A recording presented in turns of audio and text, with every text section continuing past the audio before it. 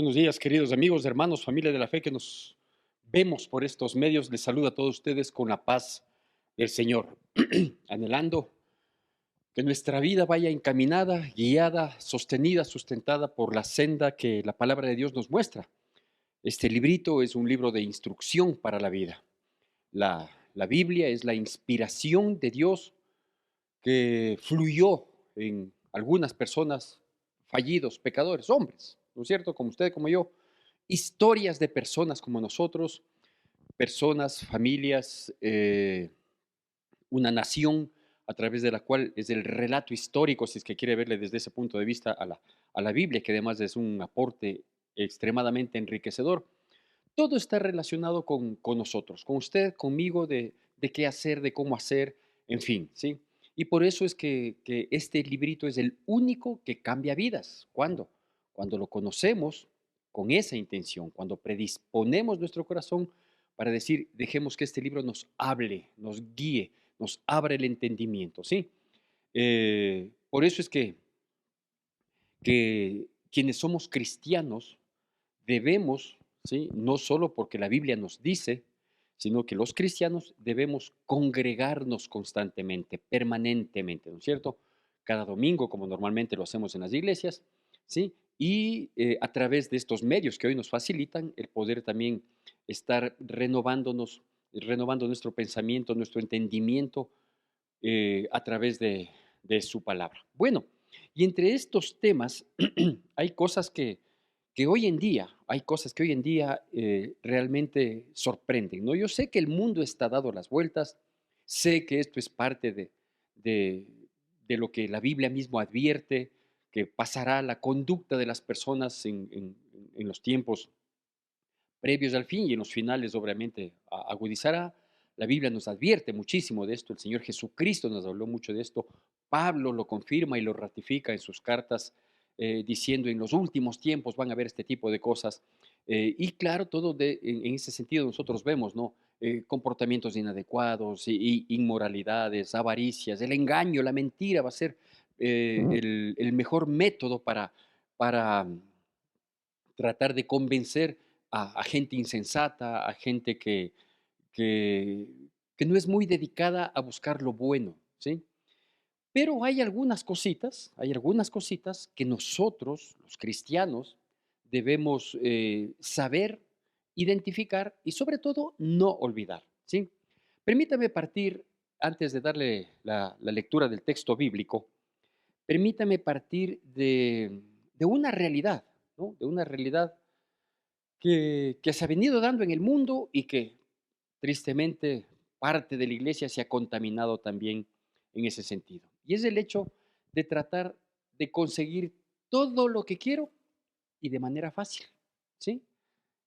Hoy en día no hay un incentivo al esfuerzo, a la dedicación, no hay una motivación para la constancia, para la perseverancia, sino muy eventualmente, muy excepcionalmente, ¿sí?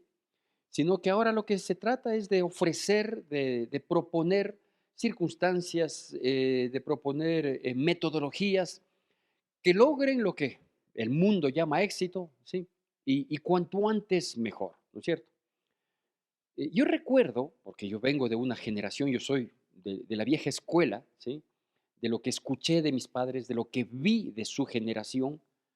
Entonces yo recuerdo que algunos comentarios repetitivos en las reuniones, en las conversaciones que avanzábamos a oír, porque no es que tampoco éramos partícipes de ese tipo de reuniones, yo recuerdo que los adultos en aquel entonces decían cosas como esta, ¿no? Decía, así es, todo requiere sacrificio.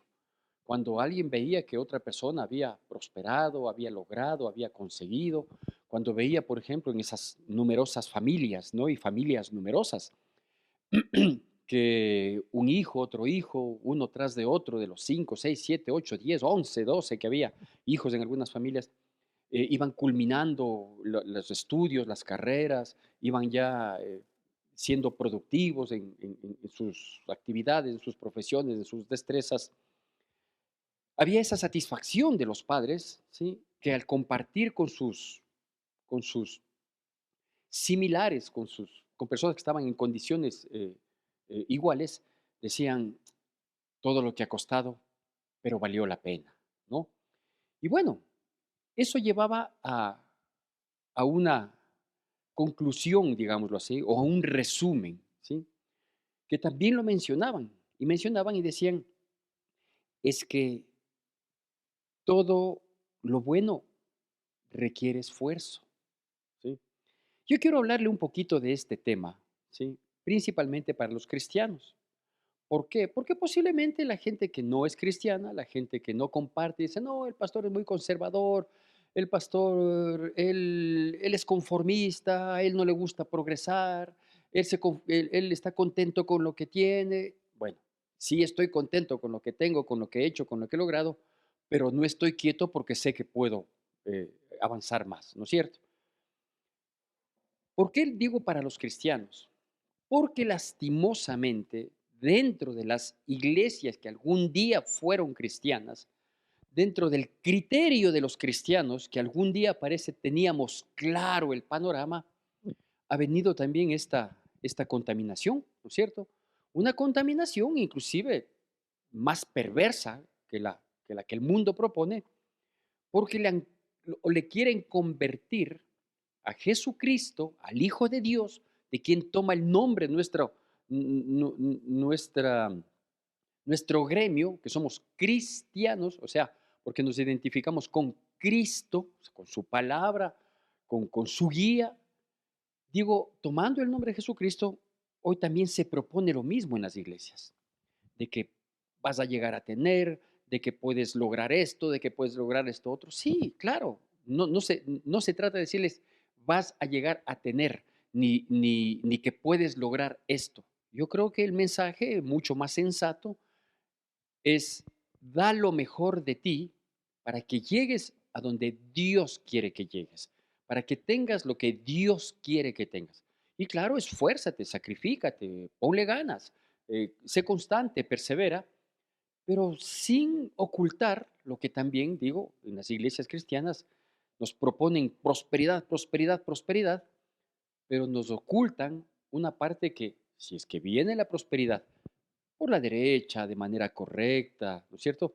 También nos ocultan que toda prosperidad tiene contratiempos, dificultades, problemas, que requiere sacrificio, esfuerzo, constancia, perseverancia, que muchas veces se cae y hay que saber levantarse y continuar. Y sobre todo hablando de prosperidad integral, ¿no? La clave de la prosperidad es la humildad. La clave de la prosperidad es la humildad. Así que en ese sentido, con este preámbulo tan real, tan de todos los días que vivimos, permítame comenzar diciéndole o recordándole que después de que los discípulos reconocen a Jesucristo o aquel hombre, llamémosle así, a Jesús como el Cristo, pues una vez que ellos tienen esta revelación, las palabras del Señor Jesucristo a sus discípulos, a los que habían eh, tenido o esta revelación, valga eh, la pena decirlo nuevamente, les advierte algo, ¿no? Y les dice, esto que ustedes acaban de descubrir, ¿sí? De que yo soy el Cristo, por favor, no lo proliferen, no lo digan, no lo cuenten a nadie, que esto quede aquí entre nosotros. Permíteme darle entonces lectura de los versículos pertinentes que aclaran el porqué de este pedido de Cristo Jesús y sobre todo el encargo y la advertencia, anticipación que habría de darse con, con Jesucristo y con sus discípulos. ¿Sí? En el Evangelio de Lucas, en el capítulo 9, Evangelio de Lucas, capítulo 9, del versículo 21 en adelante, pero esta vez solo vamos a abordar hasta el versículo 24. Lucas, capítulo 9, versículos 21 al 24, la palabra de Dios dice así. Le pido por favor, como siempre, que me siga con atención y con la reverencia que merita la palabra de Dios. Dice así. Pero él les mandó que a nadie dijesen esto, encargándoselo rigurosamente y diciendo es necesario que el Hijo del Hombre padezca muchas cosas y sea desechado por los ancianos, por los principales sacerdotes y por los escribas, y que sea muerto y resucite al tercer día. Y decía a todos, si alguno quiere venir en pos de mí, niéguese a sí mismo, tome su cruz cada día y sígame. Porque todo el que quiere salvar su vida la perderá, y todo el que pierda su vida por causa de mí la salvará. Y luego da otras explicaciones, otras aclaraciones, otras advertencias, ¿sí? Que tienen que ver con este aspecto que yo me he permitido llamarle el precio de ser hijo de Dios. Así se llama esta pequeña charla, el precio de ser hijo de Dios. ¿Sí? Bueno, le decía, Jesucristo les había preguntado a ellos quién creen que Él es, ante una revelación que tuvo de parte de Dios. Pedro, él dice, tú eres el Cristo, tú eres el Hijo de Dios, tú eres el Mesías al que estábamos esperando, ¿no es cierto? Ellos eran judíos, ellos conocían su historia, sabían de sus profetas y de sus profecías, ¿sí? Y viendo lo que habían visto, lo que habían vivido, lo que habían compartido, ellos identifican plenamente, si bien uno es el que manifiesta la revelación, pero ninguno de los otros se opone. O sea, no es que dice, no, ¿cómo estás loco? No, no. O sea, Pedro dice, tú eres el Cristo, y los otros dicen, sí, es verdad. O sea, todo lo que hasta aquí hemos visto que está dicho, o que estuvo dicho por los profetas, se está cumpliendo en ti. Entonces él dice, para confirmar y ratificar que Él es el Cristo, después de advertirles rigurosamente, de pedirles rigurosamente que no lo dijeran, y digo, ya vamos a mirar un poquito el por qué, Él les dice, es necesario, por tanto, ya que ustedes reconocen que yo soy el Cristo, por lo que he hecho, por la manera en la que vine, por todo lo sucedido en esas épocas, como cumplimiento de las profecías dichas anteriormente. Entonces dice, lo que sigue después de, de- de este caminar, ¿sí? Es que yo, como soy el Cristo, y ustedes así me han identificado, ¿sí? Y así lo ratifican, entonces el Cristo también tiene que enfrentar esta situación. ¿Cuál situación era la que tenía que enfrentar? Bueno, lo que se vino luego, ¿no es cierto? En la recta final, como yo lo suelo llamar. Es decir, esta persecución que sufrió de parte de los sacerdotes, de los sumos sacerdotes, de todas las autoridades eclesiásticas, inclusive apelando con brutalidad, acogiéndose al respaldo político que tenían estas autoridades religiosas de parte del Imperio Romano, tal como lo menciona aquí, ¿no? Dice, es necesario que el Hijo del Hombre padezca. Es necesario que el Hijo del Hombre enfrente esta adversidad, esta situación. ¿Por qué? Porque es el Cristo, ¿sí? Es decir, el Cristo no era, no, aquí está el Hijo de Dios, ustedes ya me han conocido y ahora van a ver lo que pasa de aquí en adelante. No, ya fue revelado a los discípulos, ellos dicen, tú eres el Cristo, por tu sapiencia, por tus milagros, por ti mismo, por esa capacidad de omnisciencia que has demostrado eventualmente, por cómo viniste, por todo, eres el Cristo. Dice, bueno, como yo soy el Cristo, entonces tengo que cumplir un plan redentor. Y ese plan redentor amerita que el Hijo del Hombre padezca, ¿sí? Y que sea perseguido, y que sea tentado, y que sea injustamente señalado, y que llegue inclusive a un juicio rápido, repentino, violento, ¿sí? En el cual ya está de antemano una sentencia, que sea entregado, ¿sí? Que sea crucificado. Todo eso implicaba ser el Hijo del Hombre. No era solo el Cristo, el de los milagros, el que reúne a multitudes, el que el pueblo comenzó a brindarle un respaldo. Sí, eso fue parte del Cristo, ¿sí? Pero el Cristo también era el sacrificio, el Cristo también era el dolor, el quebranto, ¿sí? Pero sobre todo el Cristo era el objetivo, ¿no es cierto? Es decir, si como Cristo hacía milagros, demostró una sabiduría eh, práctica, aplicable, totalmente maravillosa, ¿sí? También el Cristo era sufrimiento, dolor, quebranto, injusticia, porque era el Hijo del Hombre y el Hijo del Hombre tenía que venir a cumplir un plan, Pero lo maravilloso de todo esto es que ese dolor, ese quebranto, esa injusticia, no es que iban a ser vengados por el Hijo de Dios, ¿no es cierto? O sea, si eres el Hijo de Dios, bájate. No, ya le propusieron y no lo hizo por misericordia a usted y a mí, ¿sí? Por amor incomprensible a usted y a mí. Pero había un objetivo claro. Y ese objetivo, obviamente, era no solo demostrar que es el Hijo de Dios, que es el Mesías prometido, inquietar como lo inquietó a aquel soldado que estaba cerca y decía, ciertamente este hombre era justo, ¿no? O sea, no tenía que haber estado aquí, sin embargo estuvo ahí porque había que cumplir un plan eh, redentor, ¿sí? Plan redentor que implicó dolor extremo, que implicó quebranto, muchas lágrimas además de sus seguidores, de quienes fueron su familia en la tierra, ¿no? María, etcétera, etcétera. Bueno, eso, todo esto identificaba a él como el Cristo, como el Hijo del Hombre, como el ungido de Dios, como el enviado de Dios para cumplir este plan. ¿Por qué advierte a sus discípulos que ya le identifican plenamente y dice, tú eres el Cristo?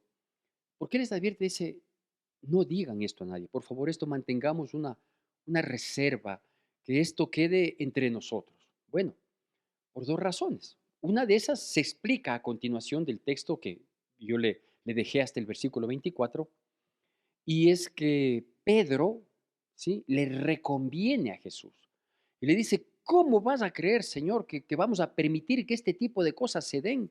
Que tú seas perseguido, que tú seas vituperado, que tú seas injustamente seguido y señalado y hasta sentenciado injustamente. No vamos a hacer, no vamos a permitir esto, ¿no es cierto? Entonces, eso lo dijo Pedro.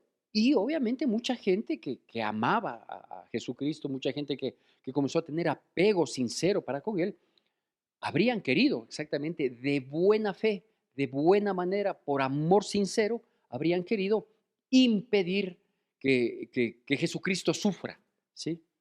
El problema es que ese sufrimiento era parte de un plan divino, ¿cierto? Entonces, el que le reconvengan, el que le digan, no, de ninguna manera tú vas a pasar por eso, porque si depende de nosotros, ¿sí?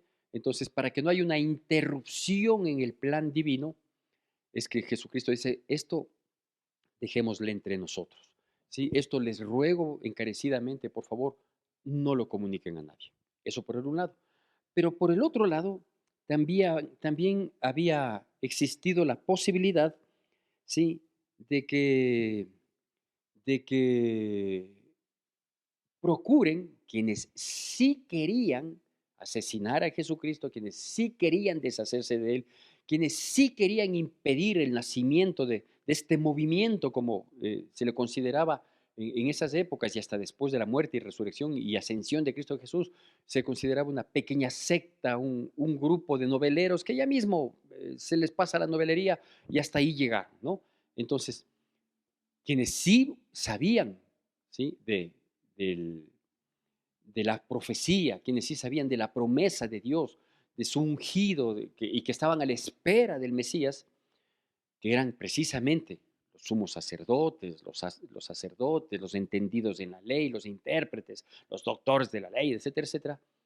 ¿Sí? De pronto ellos, al saber, ellos específicamente, que, que estaban en contra, al saber, a lo mejor cambiaban de actitud y se portaban muy benévolos, todo, para impedirle, no por el amor que les hubiera nacido, ni mucho menos, sino para impedir, entre comillas, basados en buena fe, en el amor al prójimo, ¿sí? Impedir que igualmente el propósito de Dios para la humanidad, a través de su Hijo Jesucristo, en su sacrificio en el Calvario, de su muerte y resurrección al tercer día, se impida, se impida, ¿no es cierto?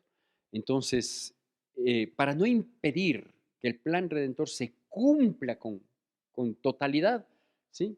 Y que Jesucristo pueda expresar, consumado es, entonces había esta reserva, ¿sí? Entonces les ruego encarecidamente, no hagan saber a nadie esto, ¿sí? Esto que entre nosotros, sepan que lo que viene por delante es esto, ¿sí? El Hijo del Hombre tiene que padecer, va a sufrir, ¿sí? Pero todo esto es porque soy el Cristo a quien hoy me he revelado. Esto nos da a nosotros la pauta, ¿sí? Para poder identificar, ¿sí? que si el Hijo de Dios, ese Jesús Salvador, ese Cristo ungido, ¿sí? Vino a cumplir un plan para ser identificado como el Cristo, y él mismo se dice así, el Hijo del Hombre, el Hijo de Dios, ¿no es cierto? Él pagó un precio muy caro para ser identificado, porque era, pero necesitaba ser identificado. Él pagó un precio de dolor, de quebranto, de angustia, de desesperación, de desolación. Usted vea las expresiones en la cruz, hablan de su dolor, de su humanidad, de su angustia, ¿sí? Pero si nosotros somos hijos de Dios, también estamos no solo expuestos, sino que tenemos que ir por esas mismas pisadas, seguir tras sus huellas, de tal manera que si nosotros, como hijos de Dios, ¿no es cierto? Ya identificados, nosotros no revelados, sino identificados como hijos de Dios, nosotros tendremos también que sufrir padecimiento. Nosotros también tendremos que ser señalados injustamente. Nosotros también tendremos que soportar muchas circunstancias, muchas situaciones por causa de Cristo, no por causa de malas acciones, de malas decisiones, sino por causa de Cristo. También tenemos que pasar por ese mismo camino. Es decir, Jesucristo no vino él a sufrir todo el peso del dolor que sufrió para que nosotros no nos pase nada. No, eso nunca lo dijo, todo lo contrario, dijo, si esto han hecho en el árbol verde, imagínense lo que van a hacer de ustedes. Si yo, siendo el Hijo de Dios, he vivido esto y esto, siendo yo maestro, me ha pasado, pues al discípulo le tiene que pasar lo mismo. Entonces, es necesario que nosotros nos revistamos de ese entendimiento que los discípulos, Pablo, Pedro, Juan, todos ellos confirmaron y afirmaron y ratificaron y volvieron a mencionar que esto es parte de ser hijo de Dios. ¿Sí? No es la abundancia, no es el facilismo, no es el que lo logro todo, no es el que en el nombre de Cristo Jesús voy a vivir divertido, ni en el nombre de Cristo Jesús viva la farra, ni en el nombre de Cristo Jesús puedo hacer lo que me dé la gana. Eso no es así, pero hoy se está tergiversando, ¿no?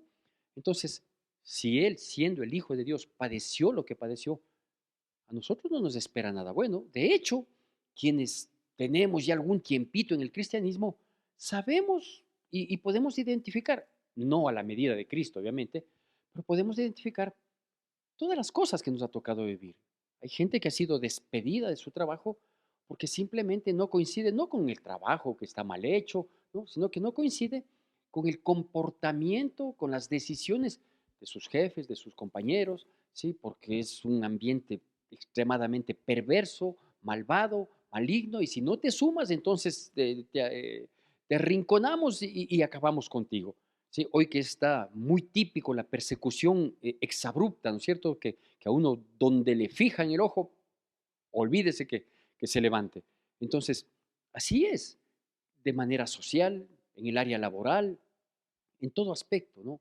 Yo he visto, por ejemplo, he visto en los 33, 34 años que voy a tener, Dios mediante de cristiano, y en mis 25, 26 años de pastor, he visto, por ejemplo, jóvenes que ha sido un martirio en los colegios o en la universidad, afrontar el bullying, afrontar la discriminación, el aislamiento, ¿sí?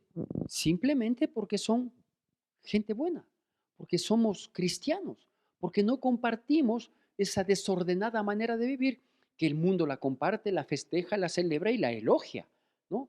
Entonces, he visto mujeres, ¿sí? Cuyos esposos a veces no, no, no, no despiertan, no abren los ojos a la luz, ¿sí?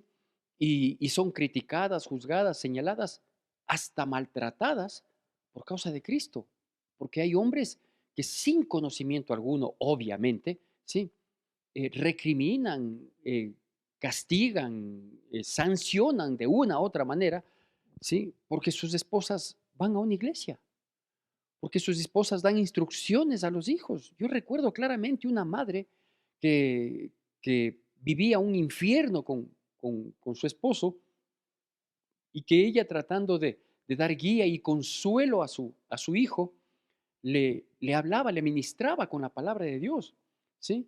Para que pueda soportar el infierno que vivía. Y este hombre llegaba a castigarle físicamente a su esposa, diciéndole, no le metas ese tipo de cosas a mi hijo. Imagínese que no se le hable de Cristo Jesús, el Rey de Gloria, el Salvador del mundo, el que sostiene y sustenta nuestra vida, que no se le hable al niño, ¿sí? Que no le metas en esas cosas. Entonces, ¿qué quería? Hablarle de las perversidades del mundo. Entonces, todos esos quebrantos, todas esas injusticias, por hablar en términos generales, a los que nos vemos sometidos, ¿sí?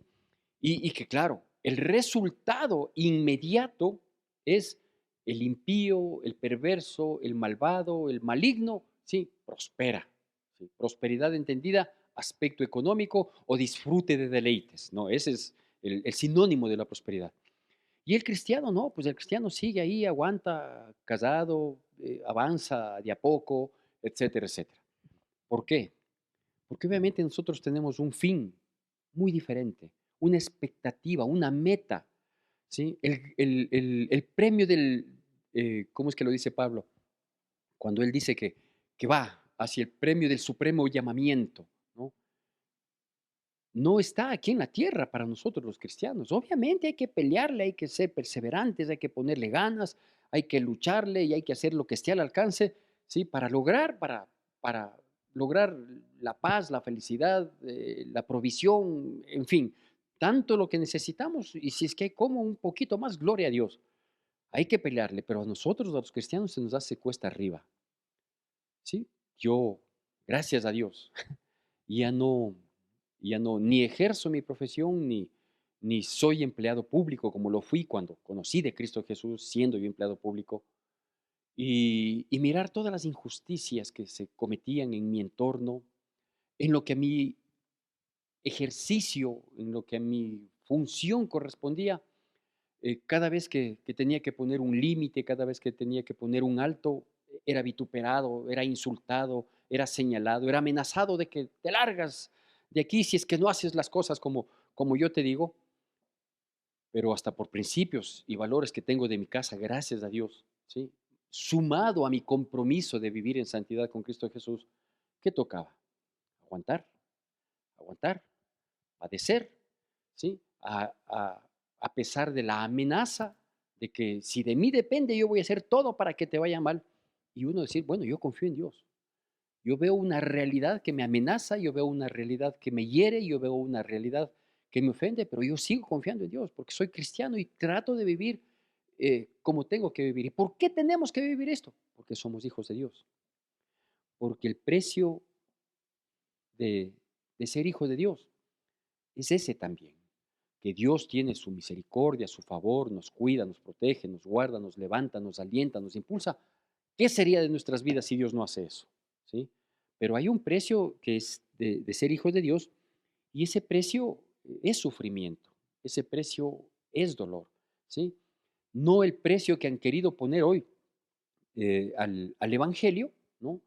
De que da mucho porque esa es tu siembra para que coseches mucho. Jesucristo nunca habló de eso. Sí, la Biblia habla de finanzas muchísimo, sí, de dar, por supuesto que habla, ¿sí? Lo que no habla es de un enriquecimiento rápido, todo lo contrario, dice más bien, miren, no vayamos a caer, le dice a Timoteo Pablo, ¿no? Dice, no vayamos a caer en el deseo de un enriquecimiento que cuando se adueña de nuestra mente, de nuestro corazón, podemos caer en cosas malas, en adversidades, porque nos advierte, dice, porque el amor al dinero, ¿sí? Es la raíz de todos los males. Más bien, dice, ve, hagamos dos cosas. Estemos contentos con lo que tenemos, con tener cobijo, abrigo, ¿no? Y más bien tratemos de ser ricos en justicia, en fe, en paz, etcétera, etcétera.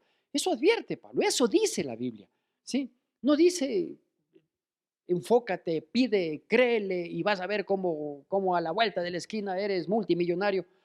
Porque el exceso, si es que no tiene un crecimiento sostenido, ¿no es cierto? El exceso económico y el enriquecimiento rápido, que muchas veces es ilícito para que sea rápido, excepto una lotería que obviamente como cristianos no la compramos, no la creemos, no la participamos, ¿sí?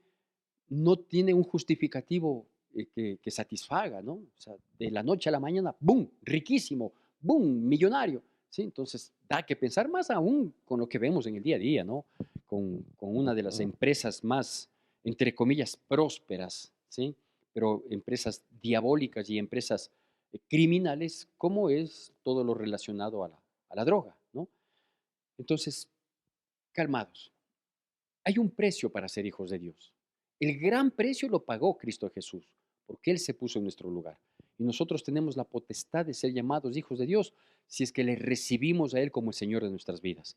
Pero si nuestro Señor pagó un precio, ¿sí? Nosotros estamos en esa senda, estamos en ese camino. No es que Dios nos abrió un camino para que, no es que Dios piensa como pensamos nosotros los seres humanos con un equivocado amor, de que a mis hijos todo, ¿sí? Para que no pasen lo que yo pasé, ¿sí? Si son mis hijos y creen que algo he logrado, creen que algo he tenido, creen que puedo ser un buen ejemplo en algo, quizás en todo, ¿sí? Entonces, no solo que sepan, sino que pasen por donde se ha pasado. Mis queridos amigos, hermanos en Cristo, el sufrimiento, la injusticia y la persecución es parte de hacer bien las cosas, ¿sí? El deleite, el festejo, el gozo, el placer permanente no tiene que ver nada con Cristo Jesús. La satisfacción de lograr, la satisfacción de ver un resultado, sí es parte también del cristianismo en tanto en cuanto sea lícito y en cuanto en tanto le demos a Él toda gloria, toda honra, todo reconocimiento y por supuesto toda alabanza y adoración a Cristo Jesús. Que Dios bendiga poderosamente nuestras vidas en Cristo Jesús.